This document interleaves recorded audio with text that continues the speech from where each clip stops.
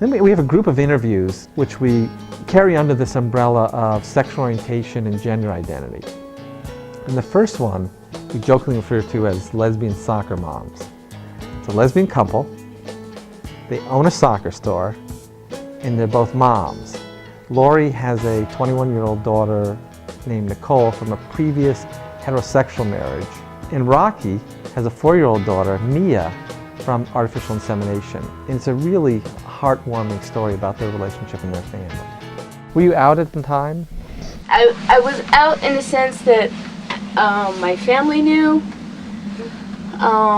What was their reaction?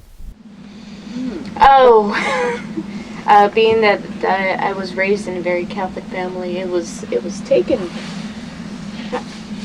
initially very, very hard. I had one sister say that she was going to become a nun and pray for my sins, and she became a lesbian, didn't she? Yeah. And did they think that there was going to be eternal damnation for this choice? Oh yeah, that's what they told me, that I was going straight to hell for it. And I mean that had a big effect on how I stayed in the closet for so long, because if my family reacted, in a very explosive way, I wasn't going to come out to everybody, and go, hey, I'm a lesbian, and expect them to go, oh, that's cool. I think the bottom line is every parent wants for their child that you grow up to be happy, normal, and pretty much out of the way of people's hatred. No matter how happy I am and seemingly well-adjusted as a lesbian I am today, I wouldn't wish that on either of my children. Even though I would certainly support them, I wouldn't wish it on my children, because it's not the easiest way. What point in your relationship did you decide to have a child? 1 or 2 weeks. I didn't know that. I think I always wanted kids, and after I met Lori,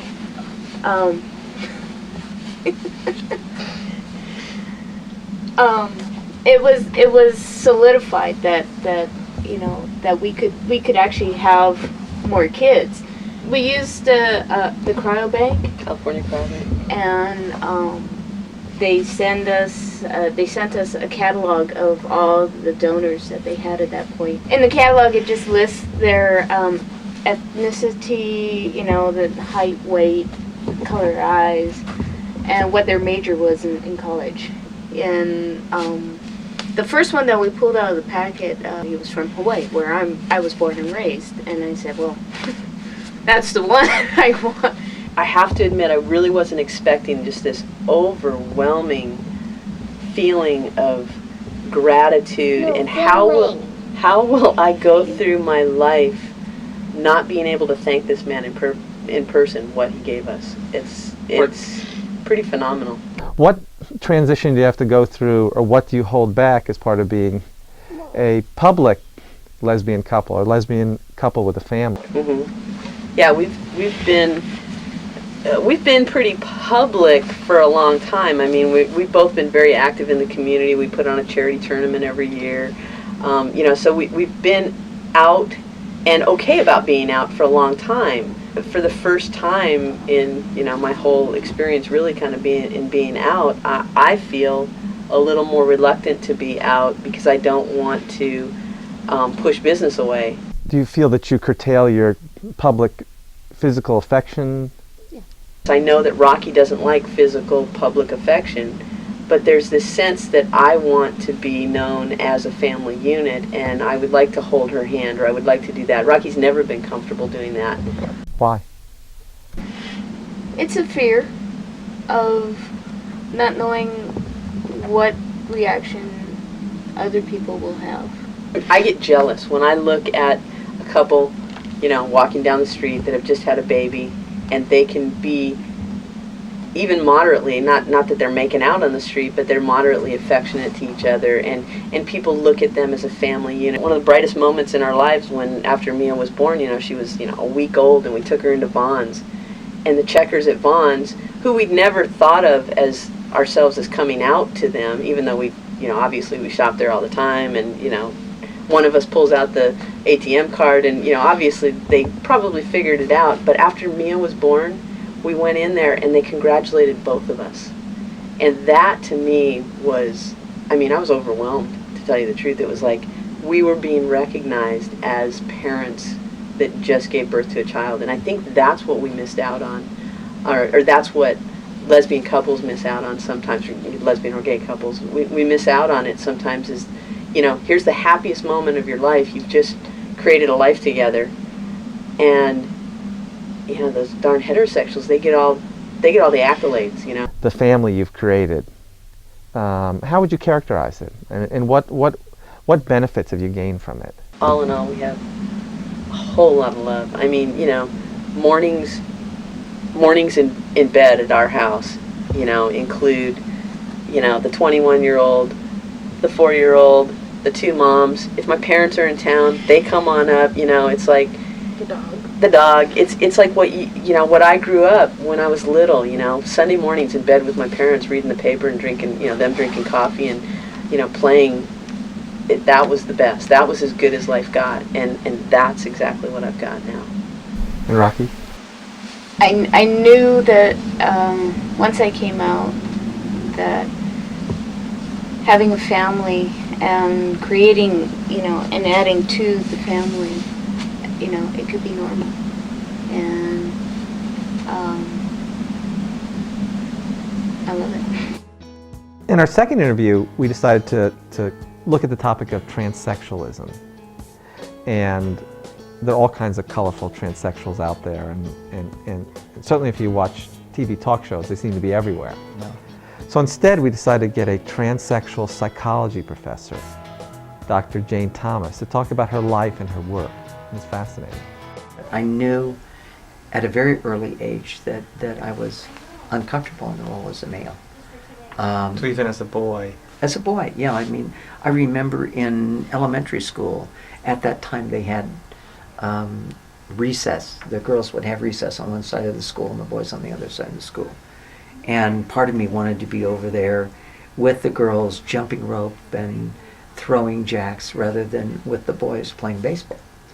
But you don't, for me, it was just a sense of being uncomfortable and not really knowing what the solution was, and there not being anything around that said what the solution was. The older I got, the more uncomfortable I became with, with how I was living my life. Still, I was able to work in some very male-oriented jobs. I got married, ran off and got married at 17. And I'm sure that part of that was to escape family and, and where people didn't understand me. I had some typical cross-dressing episodes when I was young. What do you mean by typical? Well, my father caught me one time wearing one of my sister's dresses. And, and I can still, she was probably, 7 or 8, maybe I was 5 or, something like that. There was some age difference, and I remember him, I'm still feeling, slapping me across the face and say, I never want to catch you wearing women's clothes again. And he didn't. He never caught me wearing women's clothes again. For me, changing your gender was not the first thing you thought about in solving a problem. Maybe as a child, picking athletics and becoming proficient in athletics would make a man of me. Maybe getting a college education, having a good job would make a man of me. Maybe getting married at an early age and starting a family would make a man of me. Going in the Army? I never thought of that. Okay. But those are the standard. There are limits. Okay. But those are the standard things that are going to make a man out of you. No, I know. But you look at all of those kinds of things, and then and then finally it gets to the point that none of these are working. It's like, and I always had this image that if I don't address this problem, at some time I'm going to end up in bib overhauls, in a rocking chair, on an old folks home as a little old man with a corncob pipe saying, I really should have been a woman. If you can change genders, does that make gender a choice? I don't think so. I don't think it's a choice. I think that there's enough information coming forth that would back that up. I don't think I chose to do this. I don't know why anybody would choose to do this. It makes your life a lot more complicated. I felt, in a way, compelled.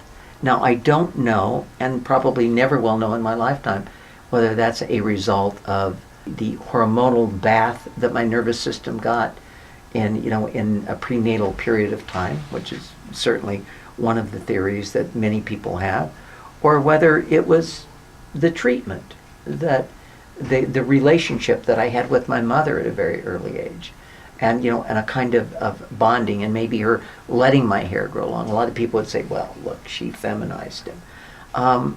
My own feeling is it's probably an interaction. Maybe the biology set me up so those kinds of things were salient in my life. Or maybe it was the fact that rather than being a bad mother, maybe she was an exceptional mother.